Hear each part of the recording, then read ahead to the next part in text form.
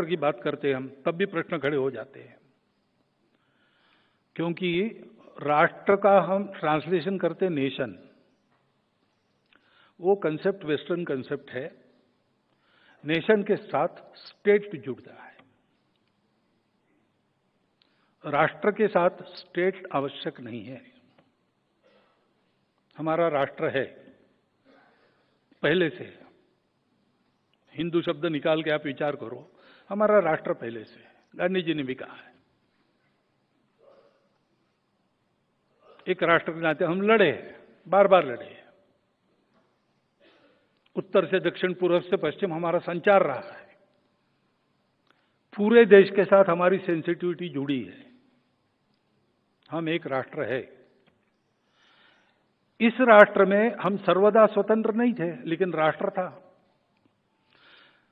सदा हमारे राजा नहीं थे, अंग्रेज भी राजा हो गए, तुर्क अरब भी राजा हो गए, लेकिन राष्ट्र था। एक राजा नहीं था, अनेक राजा थे, अनेक राज्य थे, अनेक व्यवस्थाएं थी, लेकिन राष्ट्र था। मंत्र पुष्पांजलि में हम कहते हैं ना, स्वस्ति साम्राज्यम भौज्यम स्वराज्यम वैराज्यम राज्यम पारमेष्ठ्यम महाराज्यम महागणाधिपत्य। स्वस्ति साम्राज्यम वैराज्यम, पूरी लंबी मालिका राज्य व्यवस्थाओं की, इतने प्रकार है। और फिर भी आगे कहते हैं पृथिव्यै समुद्र पर्यंताया एक राट इति। समुद्र पर्यंत जो पृथ्वी है, पृथ्वीराज यानी कृषि योग्य बनाई भूमि, उसमें एक राट है। और चक्रवर्ती थे, तब भी हम यही कहते थे। चक्रवर्ती नहीं थे, अलग अलग राज्य थे, तब भी हम यही कहते थे। अंग्रेज राजा थे, तब भी हम यही कहते थे। विदेशी आकर राज करते थे, तब भी हम यही कहते। राष्ट्र था, सत्ता बदलती रही। हिंदू राष्ट्र शब्द का सत्ता से कोई मतलब नहीं, और हिंदू राष्ट्र के प्रखर होते, विद्यमान रहते, जो शासन रहा है, वो शासन हमेशा पंथ संप्रदाय का विचार करने वाला शासन नहीं है। उसमें सबके लिए न्याय समान है। पंथ संप्रदाय, भाषा, कुछ भी नहीं, कोई भी भेद नहीं, प्रजा के लिए समान न्याय।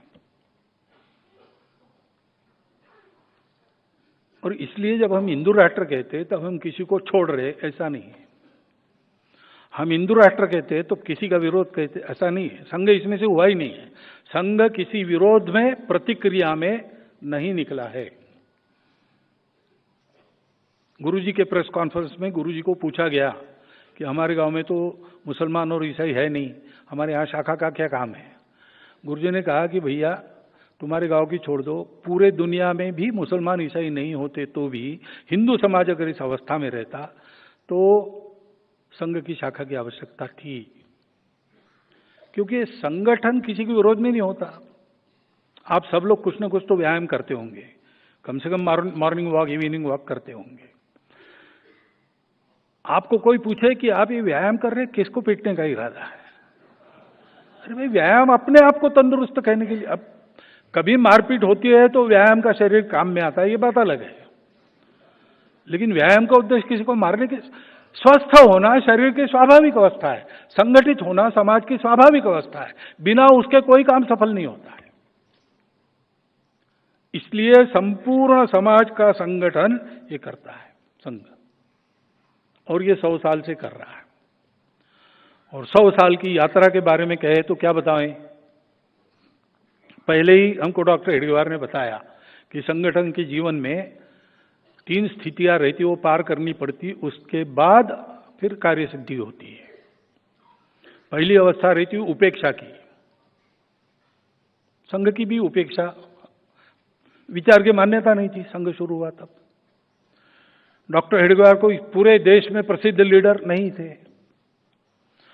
देखने में व्यक्तित्व भी ऐसा बहुत एक भरभक्कम शरीर वाला आदमी, काला ही था, चेचक के दाग थे चेहरे पर, सामान्य वेश, मध्यम वर्गीय महाराष्ट्रियन का जैसे रहता था उस समय वैसा, और सामान्य भाषा, ऐसे ही थे। प्रचार का कोई साधन नहीं था, विचार मान्यन बिल्कुल नहीं था। लोग तो कहते थे डॉक्टर एडवार पागल हो गया, बच्चों को लेके देश को बढ़ाने की बात कर रहा है। हिंदू राष्ट्र बिल्कुल मान्य नहीं था। अच्छे अच्छे हिंदू लोग कहते थे कि हिंदू तो अब मरने जा रहा है, छोड़ो, this is a dead society, ऐसा बोलते थे।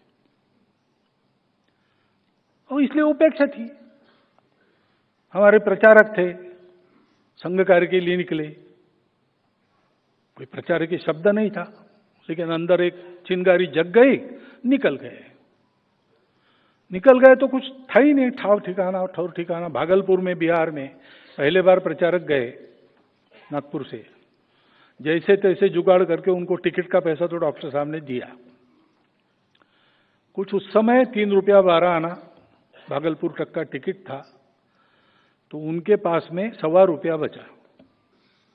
भागलपुर में कोई परिचित नहीं, बिहार में कोई परिचित नहीं, काम शुरू नहीं हुआ था शायद, रहने का ठिकाना नहीं, कुछ नहीं। तो पटना से भागलपुर एक पैसेंजर जाती थी, रात को पहुंचती थी वहां, रात भर पड़ी रहती थी, सुबह निकल आती थी। उस पैसेंजर में रात को सोते थे। स्टेशन पर ही सारा सुबह वाला निपटते थे और फिर गांव में घूमते रहते थे रात तक, इसके घर जाओ, उसके घर जाओ, इसकी बात करो, उससे बात करो। खाने को कुछ नहीं था तो एक भुना चना बेचने वाला था, उससे दोस्ती कर ली। 1 पैसे का वो थोड़ा ज्यादा चना उनको रोज देता था, उस पर उनका भोजन चलता था। शाखा शुरू हो गई तो एक बाल स्वयंसेवक के घर कोई पर्व था, भोजन के लिए कोई चाहिए था। इसने उनको पूछा, आप ब्राह्मण हैं क्या? उसने कहा हाँ। तो बोले चलिए, हमारे यहाँ एक ब्राह्मण चाहिए।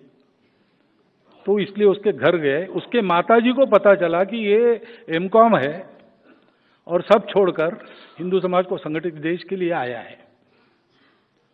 तो उस माताजी ने बताया कि भागलपुर में 11 बजे दोपहर, रात को 8 बजे तुम्हारा भोजन होना चाहिए, कहीं नहीं तो हमारे यहाँ आओ। मैं 11 बजे के बाद 1 घंटा राह देखूंगी, फिर गांव में घूमूंगी, तुम्हारा भोजन हुआ कि नहीं देखूंगी, हुआ होगा तो मैं करूंगी, नहीं तो नहीं करूंगी।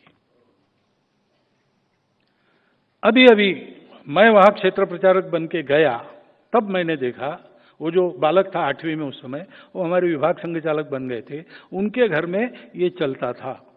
उस समय तो हमारी ये हालत नहीं थी।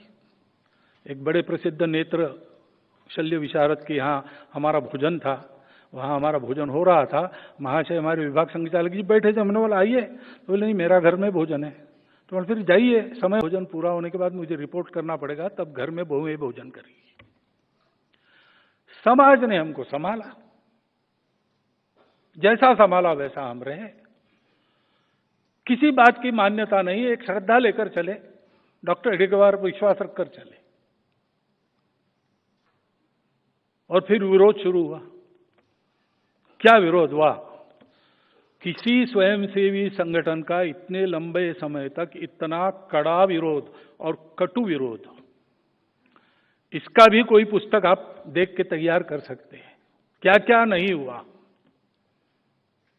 झूठे आरोप मढ़े गए, हत्याएं हुई, संघर्ष हुआ। अपने को बचाने को जितना लड़ना था उतना हम लड़ते थे, लेकिन हमको बताया जाता था ये अपना ही समाज है। गुरुजी के घर पर हमला हुआ फरवरी में 48 में, तो सब एक स्वयंसेवक रक्षण करने गए, उन सबको गुरुजी ने घर भेज दिया, जाओ अपना समाज है।